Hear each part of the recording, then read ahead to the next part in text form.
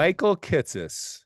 Paul Imagine, Richards. imagine what? Come on. Imagine meeting you here in our pre-scheduled Zoom room that we sent links around in advance. So It's always good. the weirdest. Like, how do you start a pre-scheduled conversation? So good.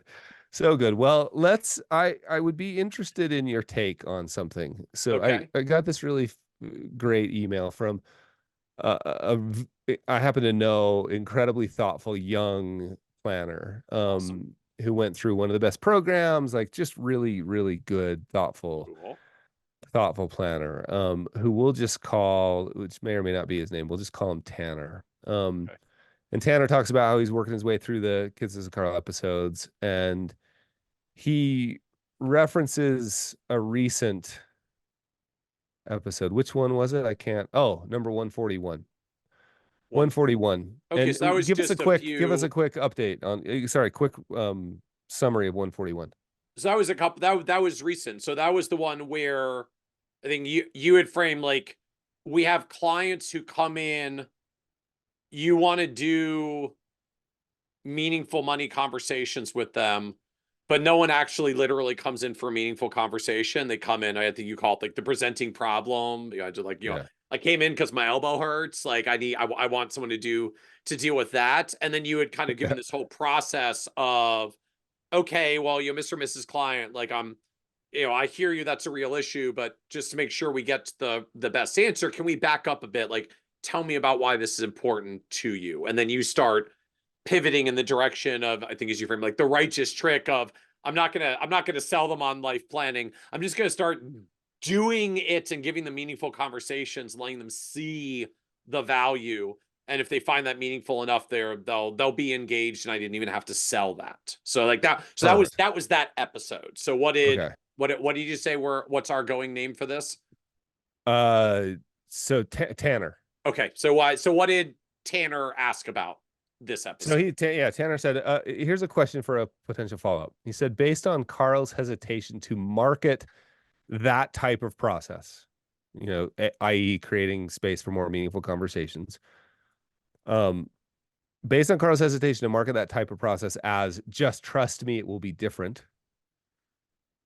Right, Should because otherwise advise, you're marketing. I'm a traditional financial advisor, little market that, but like you're marketing normal financial advisory services, and then hoping once they come into your office, you do cool things, and the client goes like, "Oh my gosh, this is amazing."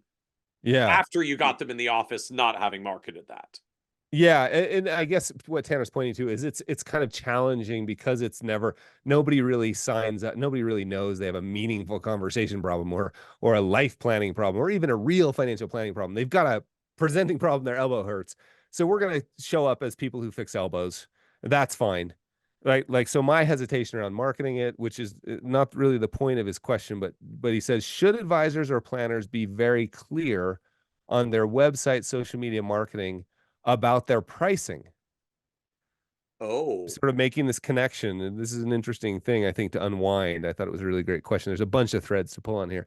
Tanner goes on, I just wonder if advisors will find themselves constantly having initial meetings with families that result in amazing conversations, but lead to no long-term engagement because the cost and investment of working with that type of advisor isn't even brought up to the third or fourth meeting because the first one or two meetings were focused on having those deep, meaningful, values-based right. conversations. So like this is How would you suggest advisors avoid the temptation of marketing their planning style as sort of just trust me, we're different, while also not getting stuck in this trap of spending an excessive amount of time meeting with potential clients who simply can't afford to work with them?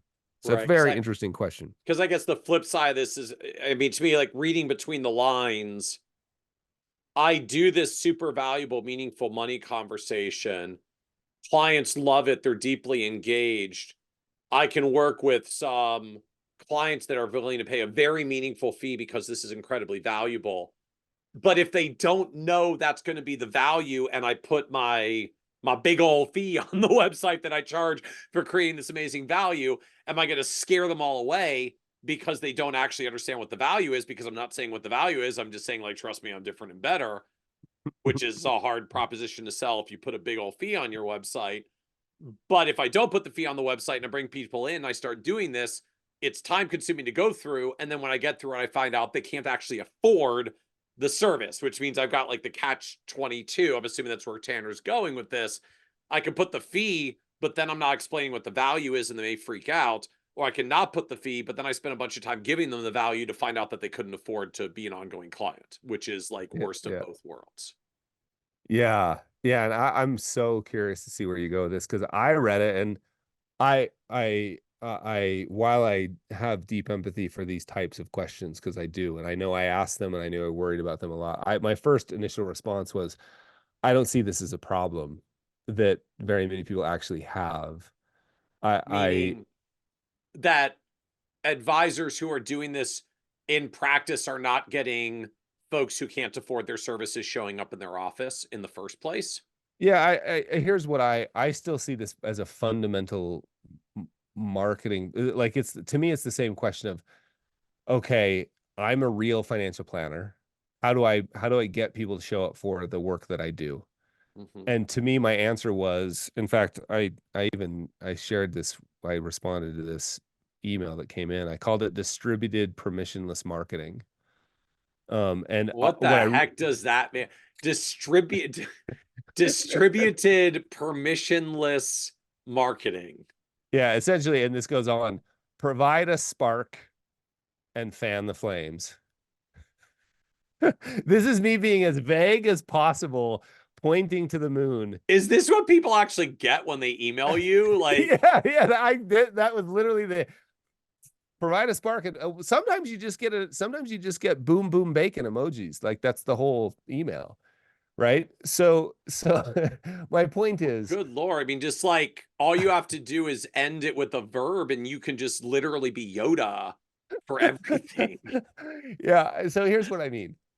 I think we split this out a little bit. So question number one is how do you market that type of planning? And to me, it's all like we've talked about this before.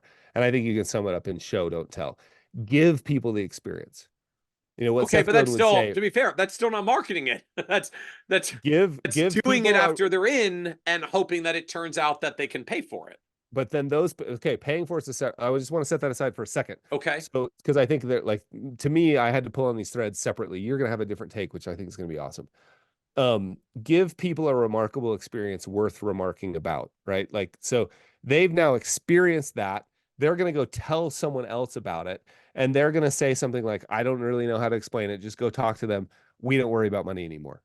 Like we went to them because our elbows hurt and now like we're healthy. This is really cool. And the coolest part about being healthy is I don't worry about things anymore. Like man, we don't feel anxious about money anymore. They're going to start saying those sorts of things, but they're going to say like, and by the way, my elbow works now. Like I have life insurance, my budgeting feels great, like whatever.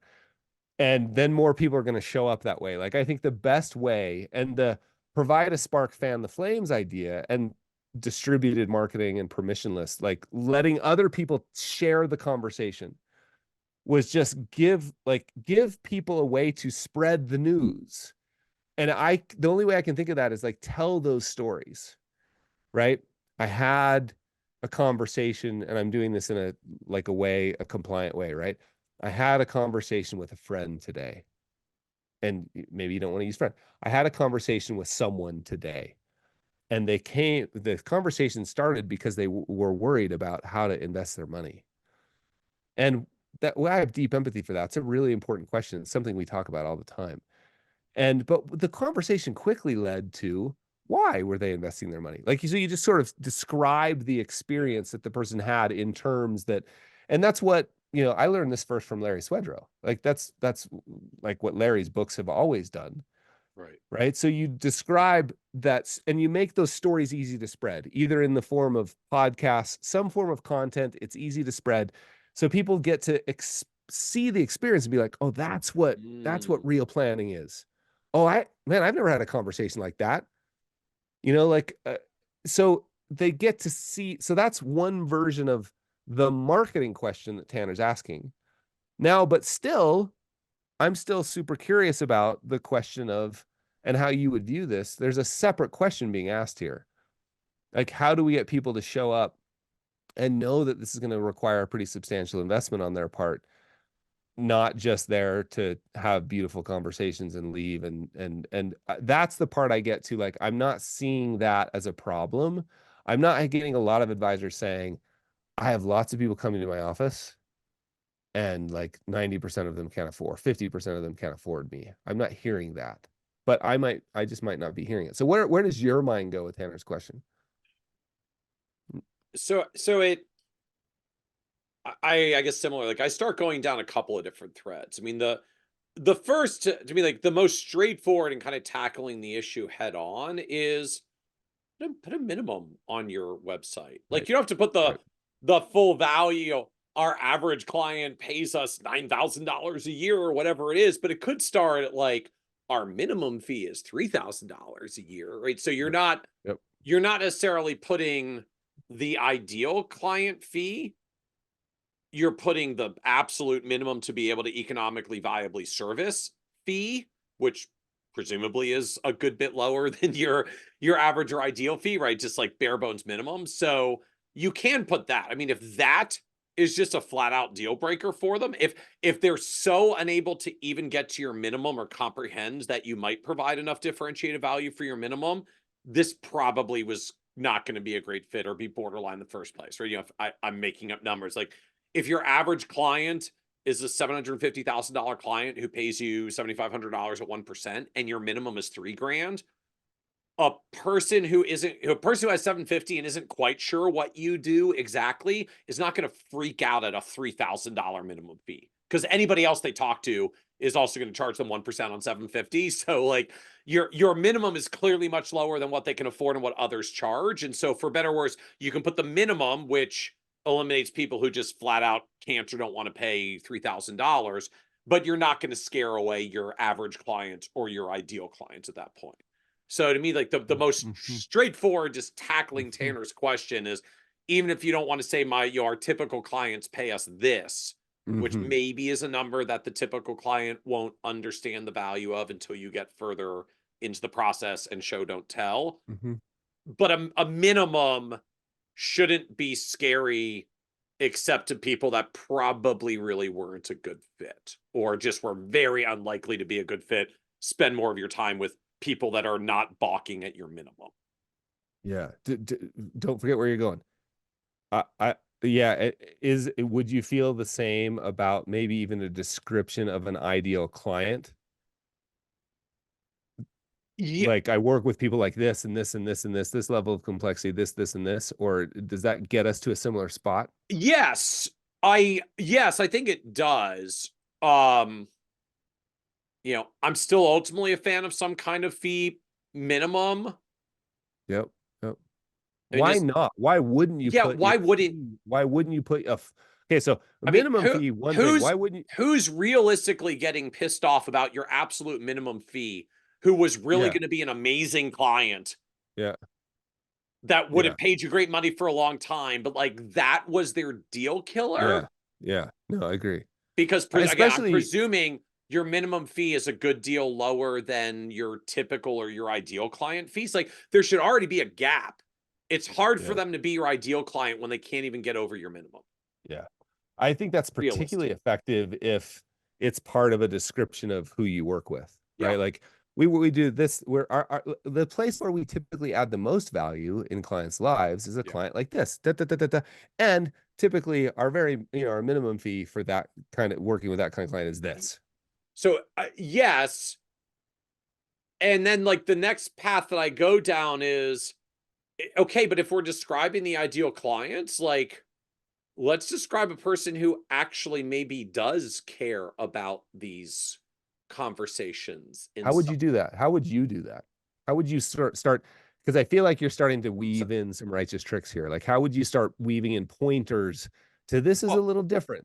well, so I mean, I think in the pure sense, like I think in this space, like there's a Venn diagram out there, right? Two overlapping circles. So Careful, you because know about the Venn diagram police. You know that. yes, I'm probably going to do this wrong. Well, I mostly just Okay. feel self-conscious because you draw them for a living, and I'm like making a hypothetical example with my Please. Oh, this hands will be so for, cute, Michael. for Go ahead. anybody who's who's doing this on watching this on YouTube. Right. To me, there's some overlap of people who have this problem, for which meaningful money conversations is a solution, and people who can afford to pay you the fees in the first place. Yep. And I'm looking for the overlap between the two. So, for example, my ideal client is a doctor who's been practicing for more than 20 years and has made enough money to not want to work anymore, but doesn't know what they would do with their life if they didn't work, and is trying to figure out what might come next. Fascinating. Yeah. And So, that's actually a really nice pointer at like, it's about the money. There's a technical competence, and there's this other piece here. yeah, like you're looking Yeah. for what's, because like I know you're financially qualified because you've been a doctor for 20 years. I'm Yeah. presuming if you're looking for what's coming next, I know you've got enough to leave what you're doing behind, which means you're definitely going to cover my minimum fee or even my ideal client fee, unless you like really work with bajillionaires. But uh like now I've got a way I can market this, right? I can now start a podcast for doctors where I have these conversations and like do it in public, right? As you were saying, like do it in a place that can be seen and spread. And now like I'm going down a road of, I know who I'm going after. I know where their issues are. Now I know where they gather. I can go give a speech about this at the doctor conventions. I can run a podcast for them. And I know I'm speaking to a group who definitely should have the financial wherewithal to afford what I charge, and has this problem where they need meaningful conversations about money. They don't literally say, I want meaningful conversations about money, but they really might say, like, I know deep down I don't really need to be working, but I help people for a living, and I don't know, I'm a doctor. Like, I don't, what would I Mm-hmm. do with my time if I'm Mm-hmm. not doing that? Like, I don't Mm-hmm. want to sit around. That's not fulfilling. Like, I help people Mm-hmm. for a living. I'm a doctor. So I can't figure out how to separate the money and the purpose and the meaning, which basically means like you need all the life planning and conversations.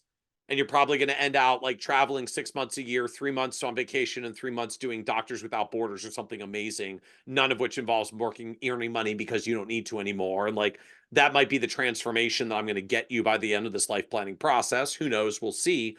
But but like that's where I go to, right? And look, there's a lot of people that would be meaningfully impacted by the kinds of conversations that life Mm-hmm. planning evokes. But I Mm-hmm. got to come back to my Venn diagram of like, has the problems and can afford my services if I want to grow and build and scale my business. So I got to pick a segment who's got this problem that intersects with some kind of financial wherewithal to be able to afford the kinds of planning fees I want to charge to grow and scale and have this focused practice where I have these wonderful conversations. So I'm sure there's lots of versions of this, but like my brain immediately starts going to, it's probably folks who have made a certain amount of money and had a certain amount of financial success in their career or profession or business or whatever it is. And they're getting to some point of saying, I think it's not about the money anymore, but I don't know what to do next. So like maybe Mm-hmm. that's business owners, maybe it's doctor, lawyer, whatever. Like pick any profession where you can practice for 20 years, make great money, and then be so tied into your profession that you wouldn't know what to do with yourself if you didn't practice your profession, even though you don't literally don't need the money anymore. Like there's a version of that in probably like a dozen or 2 dozen different profession verticals that you could go after, and business owners with liquidity events have another one, and there's a whole bunch that spin off that as well. So I mean, like you're I'm not literally selling life planning, like Right. Right. life planning is the answer Right. to a problem. Yep. And so there's one version that's just I sell investment management and financial planning. When you show up in my office, I have these amazing conversations and your life is transformed. And like, yay, awesome. But, to the extent that Tanner's talked about this from a life, from like a marketing perspective, or you pick a particular target ideal client that like really, really has this problem, not just like I Yeah. work with people who have at least $1 million, want to retire and like to delegate, which is like 90% of our ideal client personas. Right. I go one step further to speak to someone that has that kind of life planning oriented problem with enough specificity that I feel like I can really relate to them more directly, right? I work with Yeah. doctors who've been practicing at least 20 years and gotten to the point where they don't really need to earn more money in their profession, but they wouldn't know what to do with their time if they retired, and they're maybe feeling a little bit lost and trying to figure out what comes next. And Yeah. we help them figure out what comes next and build a meaningful life that leverages all of their skills as a doctor without needing to be tied to that hospital that you know you don't want to work at anymore, whatever it Yeah, is. I think it's really important to sort of break down what just happened because it's really smart. And I've found that anytime we give an example, I found this in the New York Times column, that anytime I gave a number, people would want to debate the number and they would miss the point. And I think here, where you gave a specific example, I want to make sure people understand what actually happened is not the example. Because I think where you pointed to is really, really cool. And it gets easier to identify one of these sort of value-based, uh like behind, like underneath, real financial planning. We could just label it, like, let's just use the catchphrase, life planning sorts of conversations. It gets easier to identify the specific type of language you would use if you're talking about a specific, let's just use the word niche. Oh, you said it for, I got Oh, this niche. far without using the Niche. word. Yeah, I know. That's a drinking game, I think, at some point. So a I feel vertical, like I should get a bonus. a specialized vertical. So my only point is, if you start to think about, like, we could probably riff pretty quickly. It may not be, I'm going to slow down working. I don't know what to do, so I'm going to do Doctors Without Borders. That was And, so easy for you because it was specifically with a doctor. It'd be I, very easy with entrepreneurs or I, sudden money. yeah, or just, yeah. I mean, look, there's a whole other wave of like people who get 7 to 10 years into a career, make some decent money, and then figure out that they really don't want to do this for the rest of their lives, and are having their Yeah. like proverbial quarter life or 30 Yeah. something crisis now of, okay, I made some good money. I could probably career change to almost anything. And I have no idea what to do. And like, I'm trying to give my life new direction. I made some decent money. Cause again, like I do need people who can afford the Yeah. fees that I Yeah. charge for the Yeah. service and that Yeah. I offer. But maybe it's a 30 something that spent 7 to 10 years climbing the corporate ladder, or if I really want to pick, 7 to 10 years climbing the corporate ladder at Exxon, just to pick a random company that I think has like Yeah. 10,000 employees, so they're presumably have a decent sized market. Exxon employees have been grinding out for 7 to 10 years and have realized that this isn't what they want to do anymore, and they're not sure what to do next and where to turn. And we'll help you unwind your Exxon benefits and Yeah. your stock and whatever. I don't know what Exxon does these days. I'll help you unwind all that stuff. So I got some company specific benefits, expertise, knowledge, and I will help you figure out what comes next, because all you know is it's definitely not continuing to do what you're doing, right? And the number of people out there that I can say something in the effect of, uh, I'm making more money than I thought I would make, and I'm miserable, Right. Right. and That's I don't know what to do. Like, those people are out there in a lot of places, and they definitely have the money to afford our services by income or assets, subscription, AUM, whatever your model yeah. is. Like, they can afford a meaningful, time intensive life planning process, because it does take time and cost money to provide this service, Well, and speak to them very directly, right? I'm not selling life planning. I'm selling a solution to to your the problem problem. pain Yeah. point, that you've Yeah. got some money and you're realizing it's about more than the money. You don't know what the heck to do next. Yeah. I think that to me is a very interesting unlock from that's been generated from Tanner's question. And it may be tangential, but I think it's really important. Often when we think about specific client verticals or a client niche, we think about the functional problems that client may have. Like, I'm a S corp anesthesiologist. That means I can have a profit sharing plan with just my spouse and I. Like, oh, that's a functional. Like, Oh, oh, and we the know that. FICA That's amazing. taxes, dial your wages down, take the rest as distribution. Functional. What you're pointing to here is really interesting. There are also very specific emotional jobs Yes. that those emotional, and I'm going to use the word problem here. And we just, by problem, we just mean thing to be solved for, right? Like, Yeah. there's also very specific emotional problems within a niche that point you more towards these conversations that if you can learn to use their language, Mm-hmm. the language they would use, like if I'm not at work, I'm not making any money, I'm getting sick of that, I feel chained to the chair. Like that, the dentist said that over and over and over when I interviewed them. Oh yes, That's dentists get chained to the dental chair, and yeah, they say if that's a I'm not there, I'm saying. not making money. That's a And saying in the world. Like that's why my white we'll help you get yeah, unchained from the chair. that's literally why the white paper we wrote 20 years ago is called Unchained from the Chair. Well, Oh, well, there you go. that's not a functional. I mean, there were some other You've functional stuff in you're not still what? doing that. Like I can make that paper again to market now. So Whatever you want. Yeah, it's okay, still cool. I still have it, but we share it all the time. But my only point is I think this is really important. Then we kind of tangentially got there. And I have never really thought about it this way. And I don't think we've ever put language on it.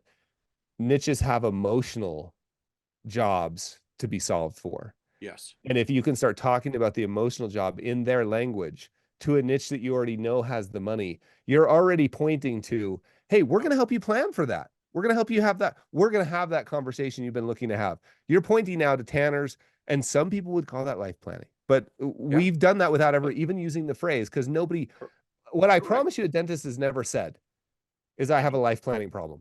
Nope. Nope. They have said, I feel really chained to the chair. I'm kind of feel trapped. How do I? And you can say, man, we can help you plan for that. That's the type of conversation we Correct. have. And you happen to know that those dentists can afford that.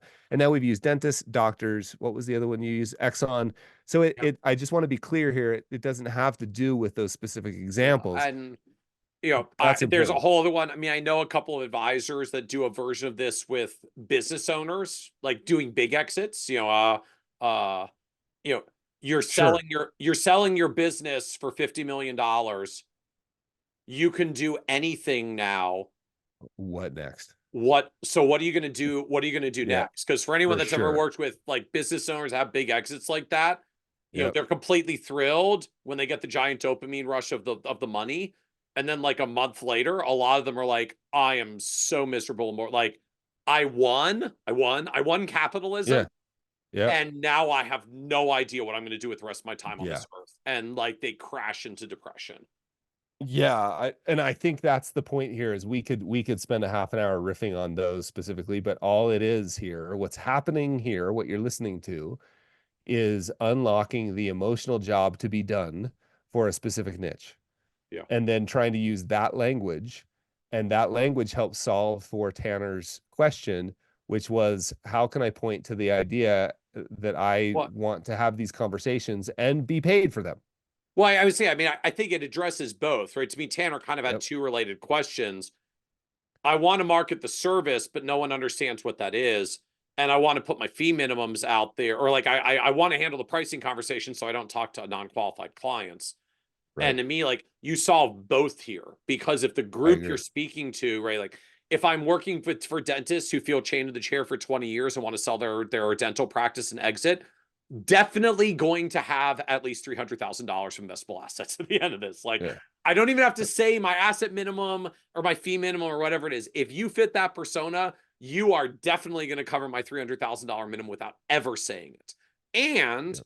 now I don't have to explain life planning and how I'm different about life planning and why life planning is so Just gonna impactful and do all it. of that. Like, I'm just going to help you figure out how to get unchained from the chair and what on earth you do with your time on earth after you get unchained from the chair. And if you're actually feeling that anxiety and you're trying to navigate through that, like you're signing up for life planning and you're going to pay my fees. And I never said I do life planning and I never told you what my minimums are. And you're Right. definitely going to qualify. Yeah. Amen. I feel like we need to put one last caveat on this. If you are doing traditional hardcore life planning and you're marketing it that way and you're having success, there is nothing wrong with what you're Oh doing. yeah. Like, Like, please keep, there are people who are able to do this. yeah, I mean, We're there just are talking some about, people that just want to walk right through that front door. Now, getting to word of the day, like that to me is a niche. It's like yeah, I do life planning and people seeking out life and here's planning, what it means. but there are people that just know they're on that journey and bless folks like George Kinder that have put this out there enough. For There is sure. a segment of consumers that have some awareness of what life planning is and realize Yeah. that is what they need. And they Yeah. go on the internet, they find their way to They're local or desired life planner. So I Yep. do think it's pretty nichey. There are not a lot of people who wake up in a cold sweat saying, I need me some life planning. Yep. But there are some people that have enough of this pain that they start their own consumer journey and eventually figure out the answer in our industry is this thing called life planning. And they Yep. may find their way to you. And, you know, if you only need 50 Yep. great clients to be wildly successful with your hyper focused practice, there are probably 50 people on the internet who can Google their way to you. So, Yeah. And yes, totally valid as well. But I feel like Tanner, like a lot of folks, is feeling more concerned about marketing that outright. And to be fair, it is challenging. I So, agree. I this agree. this becomes your other way to go about it. Yeah. Amen, Michael. Super fun. Awesome. Thank you, Carl. Cheers.